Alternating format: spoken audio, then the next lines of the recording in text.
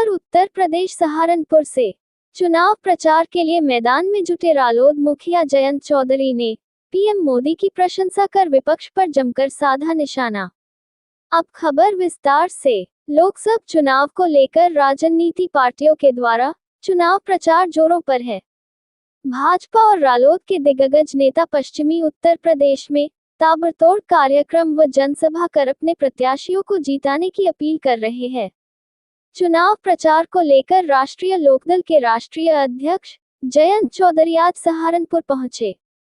जनहा block Nagal के ग्राम चंदेना में आयोजित विशाल जनसभा में राष्ट्रीय लोकदल के राष्ट्रीय अध्यक्ष जयंत चौधरी का भव्य स्वागत किया गया। विशाल जनसभा में अतिथि के रूप में पहुंचे राष्ट्रीय लोकदल के राष्ट्रीय अध्यक्ष जयंत चौधरी ने पूर्व प्रधानमंत्री चौधरी चरण सिंह को भारत रत्न देने के लिए प्रधानमंत्री नरेंद्र मोदी की प्रशंसा की। जनसभा में रालोद अध्यक्ष जयंत चौधरी ने विपक्ष पर जमकर प्रहार किया। इसके साथ ही केंद्र व प्रदेश सरकार की जमकर तारीफ की। उन्होंने कहा कि मोदी सरकार के काम में चौधरी चरण सिंह के काम की झलक मिल रही है। रालोद मुखिया जयंत चौधरी ने कहा कि नल चलेगा तो कमल खिलेगा। राष्ट्रीय लोकदल के राष्ट्रीय अध्यक्ष जयंत चौधरी ने कहा कि राष्ट्रीय लोकदल ने हमेशा से ही किसानों के हित में कार्य किए हैं और कार्य करते रहेंगे। उन्होंने सहारनपुर लोकसभा सीट से भाजपा के प्रत्याशी राघव लखनपाल शर्मा को जिताने की अपील की। विशाल जनसभा में राष्ट्रीय लोकदल के कई पदाधिकारी व कार्यकर्ता भी मौजूद रहे। उत्तर प्रदेश सहारनपुर से अमित नेगी की रिपोर्ट, न्यूज़ अवीपी से। भारत माता की। अरे चंदना की धरती से ऐसी आवाज आएगी तो कैसे काम चलेगा। चौधरी चरण सिंह जी की पावन धरा है। माननीय जयंत जी आपके बीच में पहुंच चुके हैं, तो मुट्ठी बीच करके भारत माता की जय का उद्घोष भी दिल्ली तक पहुंचना चाहिए। बोलो भारत माता की, भारत माता की। हमारे बीच में राष्ट्रीय लोकदल के माननीय अध्यक्ष चौधरी जयंत सिंह जी, यहाँ के प्रत्याशी राघव लखनपाल शर्मा जी, यहाँ के सम्मानित विधायक देवेंद्र निम जी, मंच पर उपस्थित इस कार्यक्रम की अध्यक्षता कर रहे मांगे राम चौधरी जी व सम्मानित मंच मेरे सामने बैठे चंदेना व आसपास के गांव और लोकसभा सहारनपुर के कोने कोने से आए।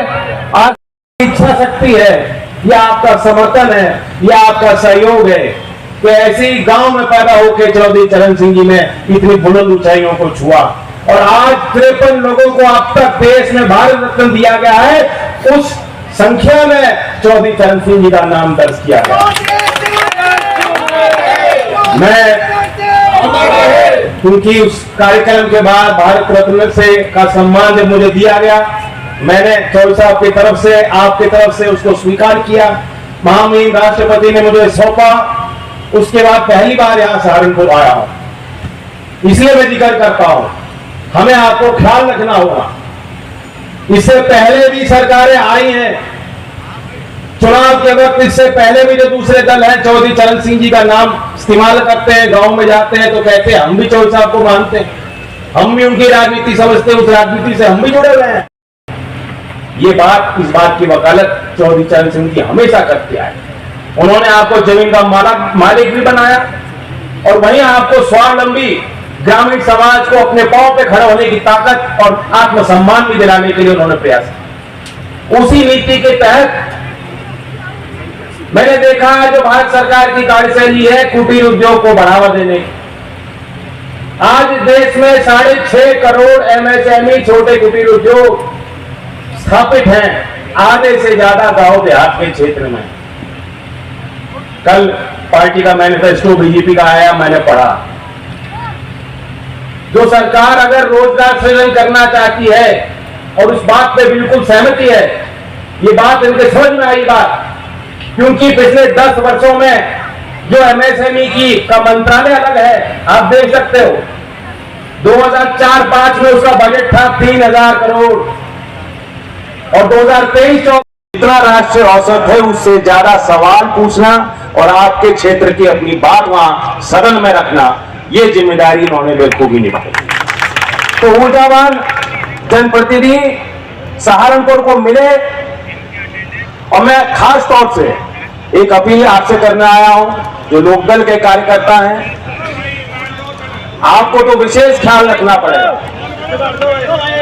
क्योंकि बिजनौर में यहां से जा रहा हूं। आप जानते हो कि बिजनौर लोकदल के चुनाव चिन्ह पे सीट लड़ी जा रही है और वहां हमने चयन, जैसे राघव नौजवान है, इनसे भी कम उम्र में चंदन चौहान का चयन हमने पार्टी ने किया है, जिनके बाबा नारायण जी चौधरी साहब के साथ उप मुख्यमंत्री रहे, उनके पिता संजय चौहान बड़े नेता रहे, मेरे साथ सांसद रहे लोकसभा।